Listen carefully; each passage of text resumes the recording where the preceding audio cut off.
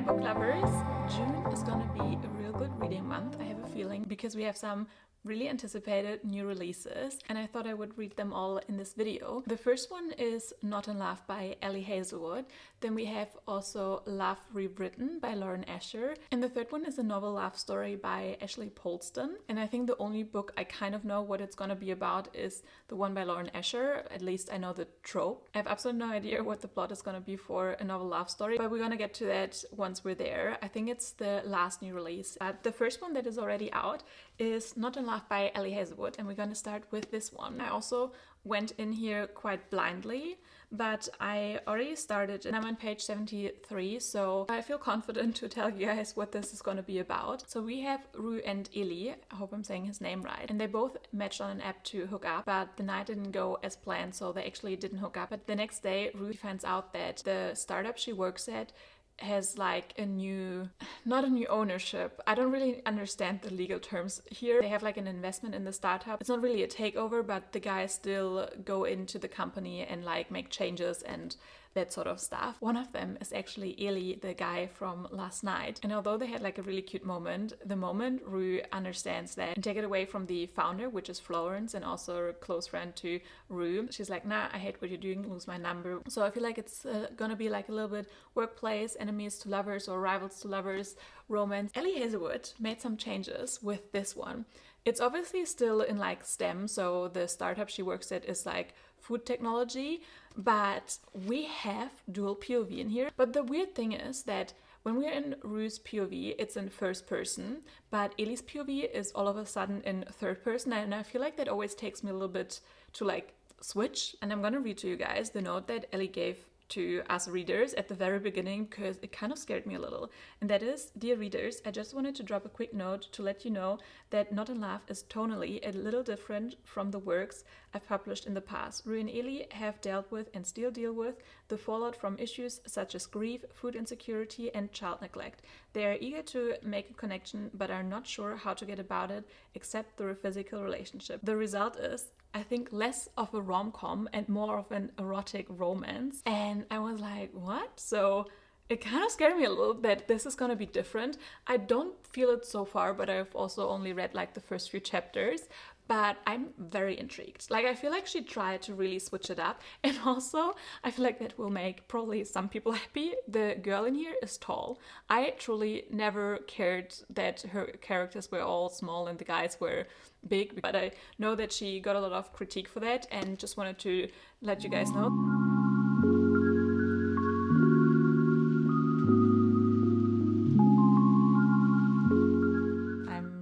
Like halfway through the book, I would say, and I don't know, I feel like I'm a bit confused actually with this book, and I don't really mean that in a bad way. This definitely feels different than her other books, and I mean, I'm including here her werewolf vampire love story, so she did write very different stuff already, but this is just very intense. And although we have the guy's POV in here, I feel like I have less of an idea about both people other than him being really obsessed with her. I don't know anything else about him. The way they are attracted to each other is so intense. It almost feels like I'm an intruder to their romance. And also there is like a subplot where the takeover takes place and you can feel that there's something brewing underneath and there is some kind of conflict or like even like mystery with the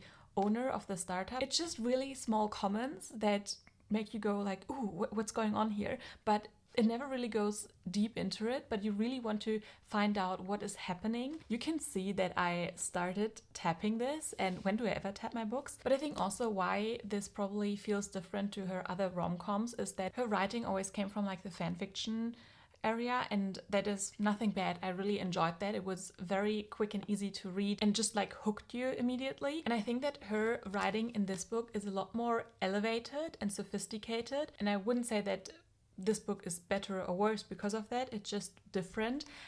But the result is that we have some really, really beautiful quotes in here. Like one of my favorites, for example, is, "What happened when the person who tore you apart was not the person you'd chosen to cherish. My concept of love was far from idealized, but still seemed crucifying. And I also love the chapter captions. For example, with 17, her existence apparently did a lot for him. I'm not mad that Ellie Hazelwood really tried to do something different here, and I think it's so incredible to see an author evolve and just really also taking risks with some of these things, because she has a great following, and I really appreciate that she just wanted to challenge probably herself with these tasks, but also give the readers something new while still writing something she enjoys and also giving messages to the reader that seem important to her. So I finished Not in Love yesterday, and I don't think I can give you a final rating just yet.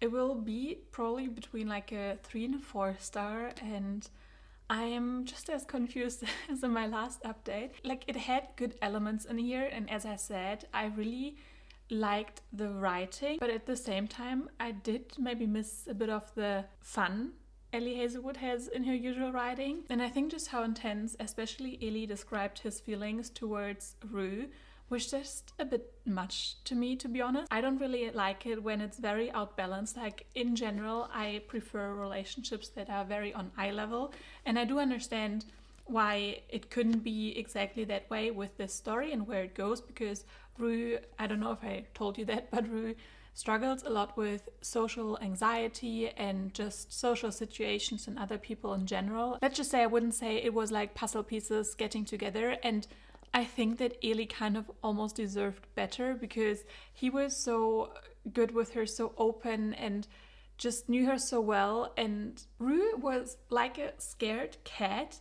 And in either scenes, it was she's either gonna run or attack you. But saying that, I do think that there are people out there who can really connect with Rue or Rue's story and will feel probably a lot more emotional towards this book. So for some readers, this will probably be an amazing experience. And another point I wanted to mention, especially since Ellie Hazelwood described this more as an erotic romance, and it was definitely that, so there's a lot more spice. So if you don't like that, I don't think this would be for you. Rue's very unique in her character, and I do think that some people will absolutely love this book. I was just not one of them. Yeah, I'm glad that we finished this book. Very different from Ellie Hazelwood, but I'm not mad. That means we can start our next book, and we have the release date of Love Unwritten by Lauren Asher, and I'm so excited. I think the plot is that she's the nanny for his son. We met them already in the first book, Love Redesigned, and they're actually going on a holiday together. So I don't know if we're gonna spend the whole book on that holiday. It screams like a lot of forced proximity. I will get the book eventually, but it's also on Kindle Unlimited, so I'm gonna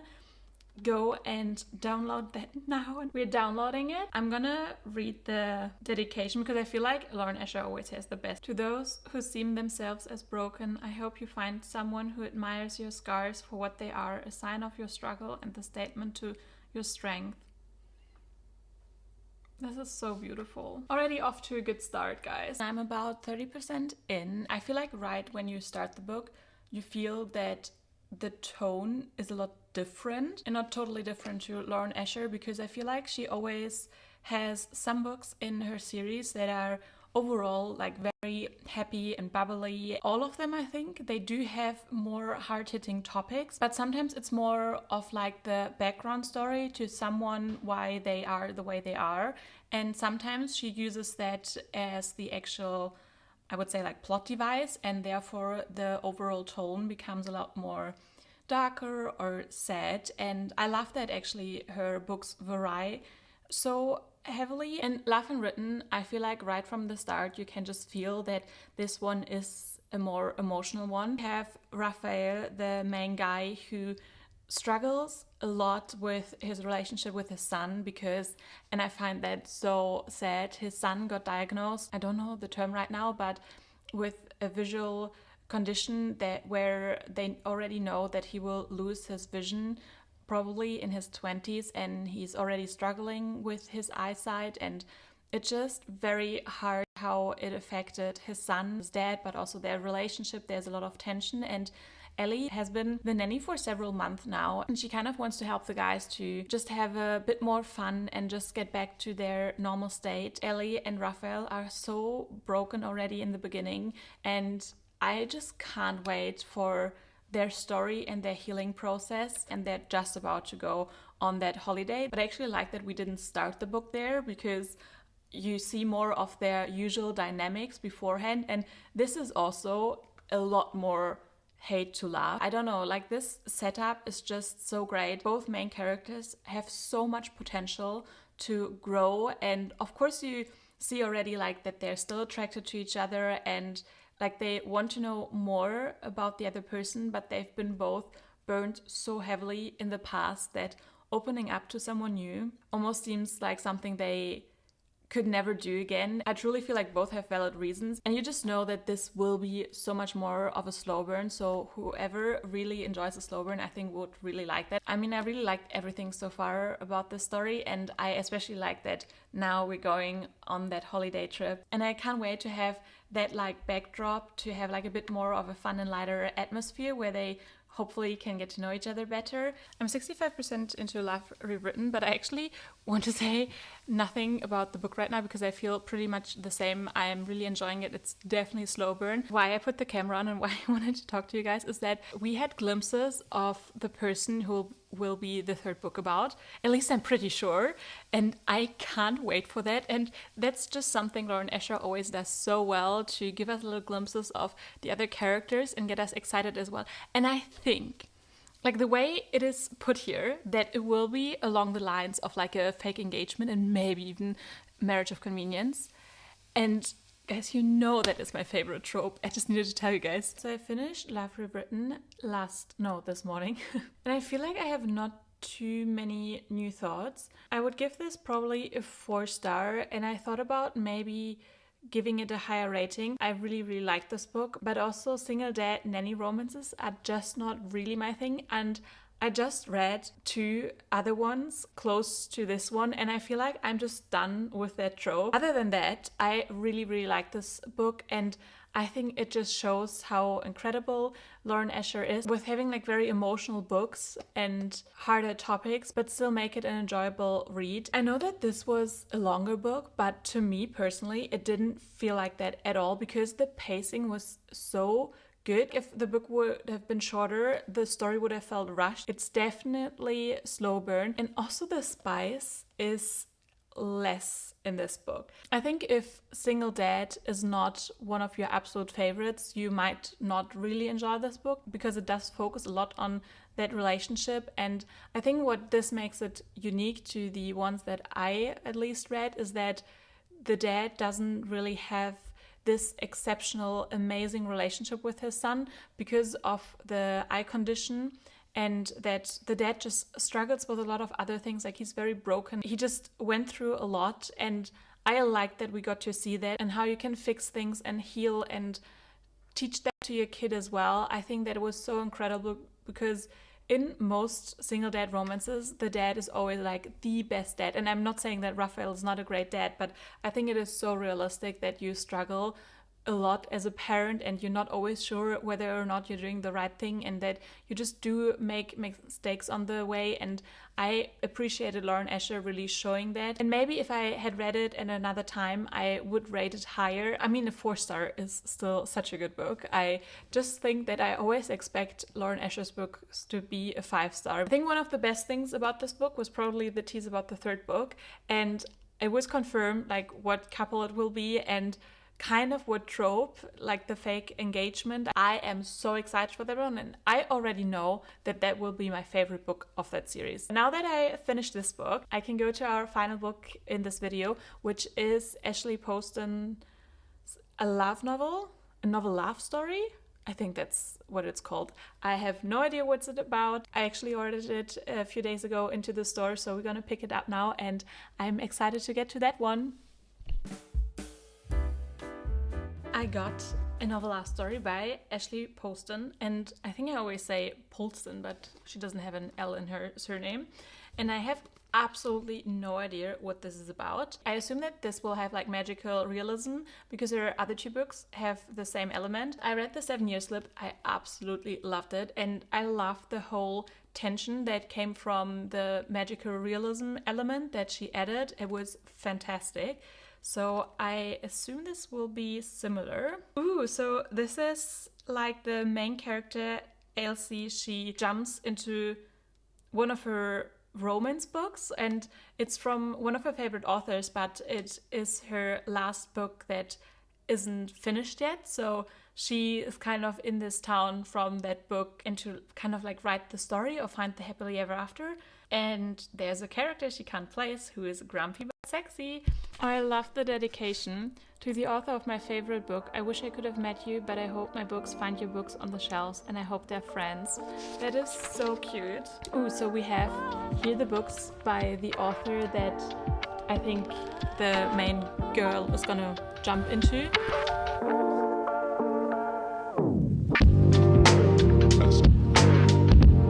In our Super Smarty book club? I love it. I want to join their book club. Oh my god, I feel her so much. I needed to be lost in a book more than I needed anything else. Girl, I'm with you. If you saw my reading blog for A Court of Mist and Fury, that's what happened here. I'm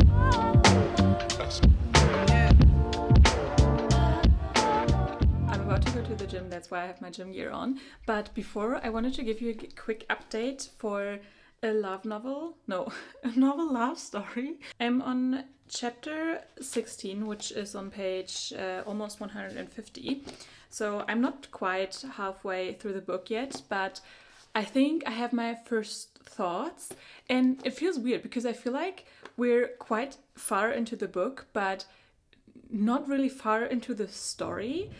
I don't know if you can hear, but it is so dark outside, and I think we're about to have like the biggest thunderstorm. Anyhow, so very early on, she arrives in that fictional town that is out of her favorite book series. It kind of seems like that everyone in this town is stuck on that last book that was never finished. And another thing that I find a bit maybe confusing is that this doesn't really feel like a romance yet. Like, yes, there's this guy, but I don't know, they don't really have the biggest chemistry, and since we think that he's a character, like, it's just very confusing. But I feel like that this confusion is also the tension that you just want to read this book because you want to find out what is happening. I finished a novel love story like half an hour ago, so my thoughts are very fresh. I enjoyed this, and I think I would give it like a 3.5 star. I just don't really know what this book tried to do. The romance was lacking. It was not really deep enough, although there were deeper topics explored, but I feel like very much on the surface level. It could have been so much deeper. It was just more like general fiction. Like, this was a very nice story, and it had like a magical element. It had a bit of romance, good friendships, and what life is all about. Like, it had nice messages in it, but this, to me at least, wasn't revolutionizing. I feel like it was a lot about discovering herself again and what she wants, but I didn't really understand why she wanted any of these things. I think this was such a quick one, especially if you want to go to the beach. I think this will be lovely. It's very cozy as well, and if you like books that are about books or bookish things, then I think you would enjoy this as well, because this is very much an homage for like books in general and reading and romances. But I also want to say that the magical realism in here was so much bigger than, for example, in the 7 Year Slip. Like, this felt almost more going towards the genre of fantasy because of that. All in all, a very enjoyable read, and this is our last new release I wanted to read for this month, and I thought I would rank the new releases I read this month, and I would definitely recommend all of them. I take that as a big plus for this reading vlog, and I feel like in terms of ranking, I would kind of put these at the bottom, and not because they're bad, they were just very different from what I expected. Both the love story wasn't my favorite. I feel like this would be probably a little bit higher than this one, because at least this felt a lot more like a romance. However, the first place would definitely go to Love Unwritten by Lauren Asher. I'm not surprised because I absolutely love Lauren Asher, but that one was a true romance. It was so emotional. And with that, I hope you enjoyed this video. Leave a comment if you read any of these new releases and what you think, and also give this video a like and subscribe for more bookish content, and I'll see you guys in my next video. Bye!